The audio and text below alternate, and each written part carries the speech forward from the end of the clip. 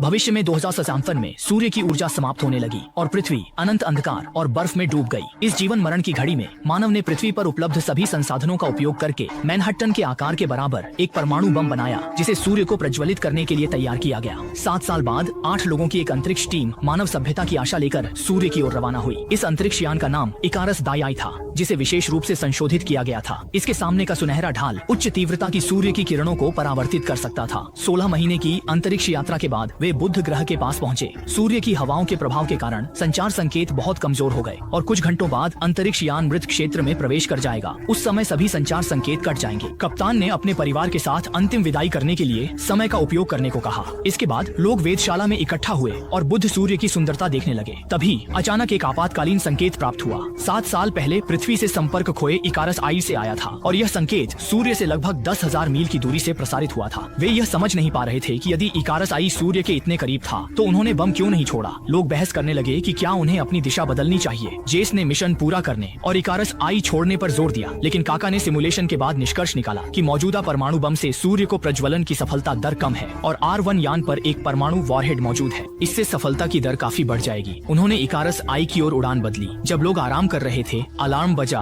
और चालक दल नियंत्रण कक्ष की ओर दौड़ा। पुराना वांग मार्ग समायोजित करते समय गोल्डन बेल शील्ड के कोण में गलती कर बैठा, जिससे कुछ हीट शील्ड्स नहीं लौटी। स्थिति बिगड़ते देख हैजी काका के साथ बाहर निकला और मरम्मत करने लगा। दोनों ने पहली संशेर ठीक की, लेकिन तेज धूप बॉटनिकल गार्डन में घुस गई और विस्फोट होने लगे। परमाणु बम की सुरक्षा के लिए जेस ने संग्रहित ऑक्सीजन छोड़ने का आदेश दिया ताकि आंतरिक धन से आग बुझ सके। विस्फोट की आवाज के साथ आग बुझ गई, लेकिन बॉटनिकल गार्डन खो गया।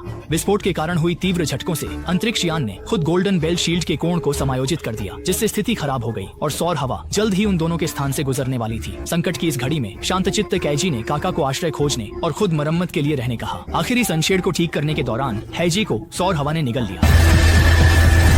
काका ने सुरक्षा कवच छिपकर अपनी जान बचाई। अंतरिक्ष यान अंततः सामान्य रूप से चलने लगा, लेकिन ऑक्सीजन प्रदान करने वाला बॉटनिकल गार्डन क्षतिग्रस्त हो गया और हालिया दुर्घटना से ऑक्सीजन की खपत बहुत अधिक हो गई, जिससे अंतरिक्ष यान में बची ऑक्सीजन परमाणु बम को लक्षित स्थान तक पहुंचाने को पर्याप्त नहीं थी। पृथ्वी लौटना असंभव था। मिशन हेतु इकारस 1 उनका एकमात्र आशा बन गया। यांग जे ने जेस को ढूंढा। उन्होंने कहा कि अगर 3 लोग और कम हो जाएं, तो मौजूदा ऑक्सीजन उन्हें मिशन पूरा करने के लिए बनाए रख सकती है। 7 में से 3 ये बहुत अधिक है, बहुत कम समय में। कुछ ही समय बाद वे इकारस 1 के स्थान पर पहुंच गए। जेस और उसके साथी सफलतापूर्वक जहाज पर चढ़ गए, लेकिन केबिन के अंदर जीवन का कोई संकेत नहीं था। हर जगह मोटी राख की परत बिछी हुई थी। ये इकारस 1 के चालक दल की अस्थियां थी। जांच के बाद पता चला कि 1 जहाज का मुख्य कंप्यूटर छोड़कर बाकी सभी सिस्टम सामान्य थे। परमाणु बम का ईंधन पूरी तरह से सुरक्षित था, यहाँ तक कि वनस्पति उद्यान भी ताजा ऑक्सीजन छोड़ रहा था। स्पष्ट रूप से 1 जहाज को जानबूझकर क्षतिग्रस्त किया गया।